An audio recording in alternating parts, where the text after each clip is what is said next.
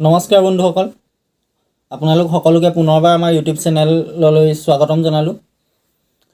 আজি আমি যিটো বিষয়ত আচলতে কথা ক'বলৈ আগবাঢ়িছোঁ, বিষয়টো ডিব্ৰুগড় ইউনিভাৰ্চিটিৰ ৰেগিঙৰ লগতে জড়িত আৰু সেইটো ইছ্যুৱে বৰ্তমান চলি আছে। এই সম্পৰ্কত ক'বলৈ গ'লে আচলতে আমি ভালকৈ অলপ বিশ্লেষণ কৰি যদি চাওঁ, আমি দেখিলোঁ যে যিজন এই ৰাহুল চেত্ৰীক মিডিয়া ট্ৰায়েলৰ যোগেদি মূল অভিযুক্ত হিচাপে প্ৰতিষ্ঠিত কৰা হৈছে, আচলতে তেখেত অভিযুক্ত হয় নে নহয় সেইটো আমি তদন্তৰ শেষতহে গম পাম।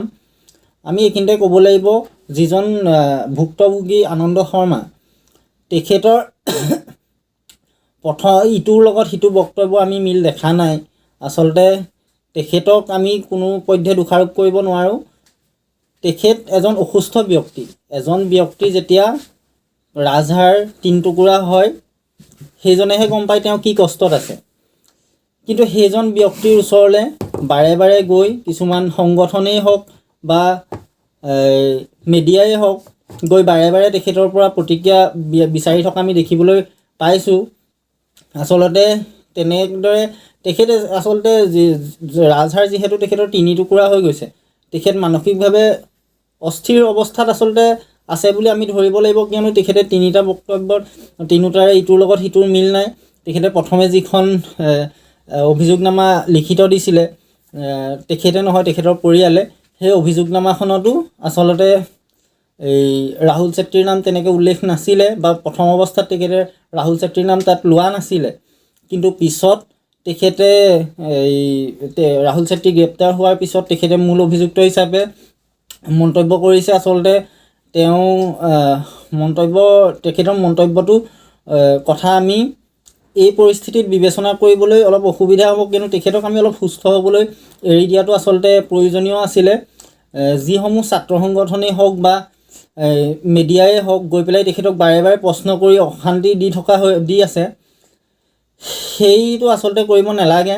বা তেখেতৰ পৰিয়ালৰ ব্যক্তিয়ে হওক বা সেই সংগঠনসমূহেই হওক, তেখেতসকলে এইটো কথাৰ ক্ষেত্ৰত অলপ ধ্যান দিব লাগে যে আনন্দ শৰ্মা ছাত্ৰজন অলপ সুস্থ হ'বলৈ আপোনালোকে দিয়াটো উচিত। তেখেত অলপ সুস্থ হওক। সুস্থ হোৱাৰ পিছত তেখেতে যেতিয়া অলপ মানসিকভাৱেও অলপ সবল হ'ব, তেতিয়া তেওঁ প্ৰতিটো কথাই মনত পেলাই ভালদৰে ক'ব পাৰিব। তেখেত বৰ্তমান আচলতে এটা অসুস্থ অৱস্থাত আছে, শাৰীৰিকভাৱেই হওক বা মানসিকভাৱেই হওক। কাৰণ এজন মানুহৰ যেতিয়া ৰাজহাড়ডাল তিনি টুকুৰা হৈ যায়, তেওঁ মানসিকভাৱে অস্থিৰ হৈ যায়, তেখেতৰ জীৱনটোক লৈ হওক, স্বাস্থ্যটোক লৈ হওক। কাৰণ এইটো এটা বহুত ডাঙৰ গুৰুতৰ এটা এক্সিডেণ্ট বুলি আমি গণ্য কৰিব লাগিব। গতিকে আপোনালোকে কথাটো অলপ গুৰুত্ব দি চাব। যিসকল মিডিয়াই বা ছাত্ৰ সংগঠনেই হওক বা পৰিয়ালৰ লোকেই হওক তেখেতক কিছু প্ৰশ্ন কৰি ব্যতিব্যস্ত কৰি আছে বৰ্তমান, আপোনালোকে কিছুদিনলৈ ধৈৰ্য ধৰক। আদালতৰ মজিয়াত বিষয়টো যেতিয়া গৈছে, তাত নিশ্চয় সকলো জলপটকৈ ওলাব। গতিকে আপোনালোকে ল'ৰাজনক সুস্থ হ'বলৈ অলপ এৰি দিয়ক, অলপ শান্তি দিয়ক। দি পেলাই যেতিয়া তেখেত সুস্থ হ'ব, তেখেতে নিশ্চয় সকলোখিনি যিখিনি তেখেতৰ অভিজ্ঞতা হৈছিলে সকলোখিনি ক'ব। আৰু তাৰপিছতে উপযুক্ত প্ৰমাণৰ ভিত্তিত আমি গম পাম কোন দোষী কোন নিৰ্দোষী। আমি কাকো নিৰ্দোষী সজাবলৈ যোৱা নাই বা কাকো দোষী সজাবলৈ যোৱা নাই, বা যিজন ভুক্তভোগী তেখেতকো আমি দোষাৰোপ কৰিবলৈ বা তেখেতৰ পক্ষ ল'বলৈও আমি যোৱা নাই। তেখেতৰ পক্ষ আমি ল'ম, পক্ষ আমি ল'বই লাগিব, কিয়নো তেখেত ৰেগিঙৰ এজন পীড়িত হয়।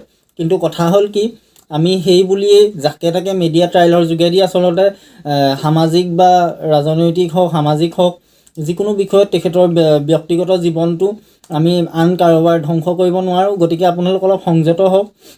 হৈ পেলাই ইয়াত যদি কোনো ছাত্ৰ সংগঠনে আচলতে ৰাজনৈতিক ষড়যন্ত্ৰ আমি শুনিবলৈ পাইছোঁ, কিছু সংগঠনৰ মাজত আচলতে এটা পৰিস্থিতিৰ সৃষ্টি হৈছে। তেওঁলোকে ক'ব বিচাৰিছে যে এইটো ৰাজনৈতিক এটা ষড়যন্ত্ৰ। গতিকে হ'বও পাৰে, আমি ক'ব নোৱাৰোঁ।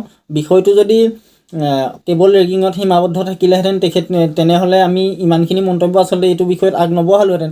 কিন্তু যিহেতু ইয়াত ৰাজনীতিৰ বিষয়টো সাঙুৰ খাইছে, গতিকে আমি এই বিষয়ত মাত মতাটো আচলতে উচিত বুলি গণ্য কৰিহে কথাখিনি ক'বলৈ আগবাঢ়িলোঁ। আমি এই মুহূৰ্তত ইমানখিনিয়ে ক'ম, ছাত্ৰসকলক লৈ ৰাজনীতি কৰা বন্ধ কৰক।